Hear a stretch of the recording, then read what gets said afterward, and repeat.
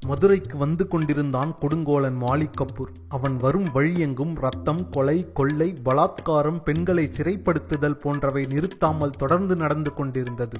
கோவில்களை இடித்தான், முடியாதவற்றில் விக்கிரக மூர்த்தியை மட்டுமாவது இடிப்பான். பல கோவில்களில் மூர்த்தியை எப்படியாவது காப்பாற்றி விடுவார்கள் நம் மக்கள். இப்படியாக துவங்கியதுதான் படையெடுப்பு.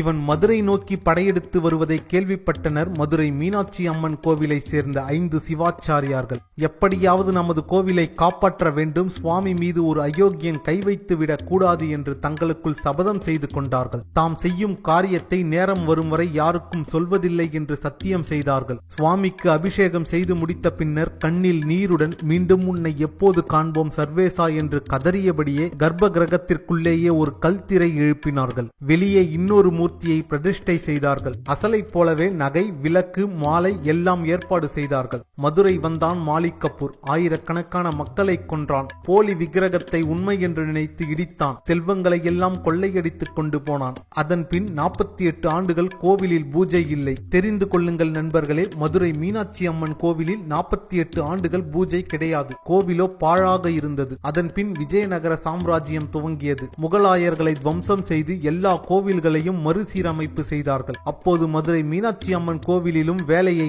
ஆரம்பித்தார்கள். அங்கே இடிந்து கிடந்தது சிவலிங்கம். சரி, வேறு ஒரு சிலையை செய்ய சொல்லி உத்தரவு கொடுப்போம் என்று நினைத்தார்கள். அப்போது தள்ளாத வயதான ஒரு சிவாச்சாரியார் வந்தார். புது விக்கிரகம் எல்லாம் வேண்டாம், சுவாமி பத்திரமாக இருக்கிறார் என்று கூறினார். இங்கே இடிந்து கிடப்பது மூலவர் விக்கிரகம் இல்லை என்று சொல்லி நடந்ததை சொன்னார். சத்தியம் செய்த 5 பேரில் 4 பேர் இறந்து விட்டார்கள். காலம் வரும் வரை எப்படியாவது நான் இதை சொல்லிவிட்டு சாக வேண்டும் என்று உயிரை கையில் பிடித்துக் கொண்டு இருக்கிறேன் என்று சொன்னார். உடனடியாக அந்த சிலை இருந்த இடத்தின் பின்னே உள்ள சுவற்றை இடிக்க ஆரம்பித்தார்கள். முழுவதும் இடித்து உள்ளே சென்று பார்த்தால் 48 ஆண்டுகள் கழித்து எந்த பூஜையும் இல்லாமல் விளக்கு எரிந்து கொண்டிருந்தது. சாமியின் மீது சாற்றிய சந்தன சலபம் ஈரமாக இருந்தது. பூக்கள் வாடாமல் இருந்தன. கர்ப்ப கிரகத்தில் உள்ளே இருந்து வரும் அந்த வாசம் அப்படியே இருந்தது. 48 ஆண்டுகள் கழித்து எந்த பூஜையும் இல்லாத நிலையில் உள்ளே அனைத்தும் திரை வைத்து மூடும் போது எவ்வாறு இருந்ததோ அப்படியே இருந்தது. அனைத்து சோக நிழல்களும் பறந்தன. ஊரே திருவிழா கோலம் பூண்டது. இந்த அதிசயத்தை காண